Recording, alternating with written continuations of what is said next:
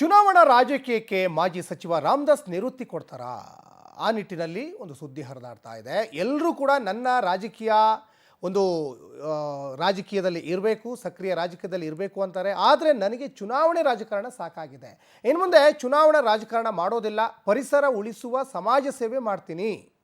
ಆಕಸ್ಮಿಕವಾಗಿ ರಾಜಕೀಯಕ್ಕೆ ಬಂದೆ, 30 ವರ್ಷ ರಾಜಕೀಯ ಮಾಡಿದ್ದೀನಿ, ಎಲ್ಲೂ ಕೈಯನ್ನು ಅಶುದ್ಧ ಮಾಡ್ಕೊಂಡಿಲ್ಲ ಅಂತ ಮೈಸೂರಿನಲ್ಲಿ ಮಾಜಿ ಸಚಿವ ರಾಮದಾಸ್ ಅವರ ಹೇಳಿಕೆ ಇದು. ಅವೆಲ್ಲೂ ಒಂದು ಹಂತಕ್ಕೆ ಬಂದಂತದಲ್ಲಿ ಈ ಚುನಾವಣೆ ರಾಜಕೀಯ ಬೇಡ ಅನ್ನುವಂಥದ್ದು ನನ್ನ ಮನಸ್ಸಿಗೆ. ಚುನಾವಣೆ ರಾಜಕೀಯದಲ್ಲಿ ಮಾತ್ರ ಜಗತ್ತಲ್ಲ, ಆದ್ರೆ ಅದನ್ನು ಮೀರಿ ಕೂಡ ಮಾಡ್ಬೋದು. ಹಾಗಾಗಿ ನನ್ನ ಅಧ್ಯಯನ ಪ್ರಾರಂಭವನ್ನು ಮಾಡಿದ್ದೇನೆ.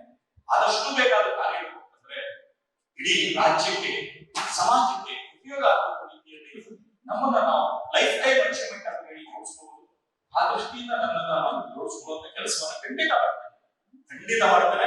ಅವೆಲ್ಲೂ ಒಂದು ಹಂತಕ್ಕೆ ಬಂದಂತದಲ್ಲಿ ಈ ಚುನಾವಣೆ ರಾಜಕೀಯ ಬೇಡ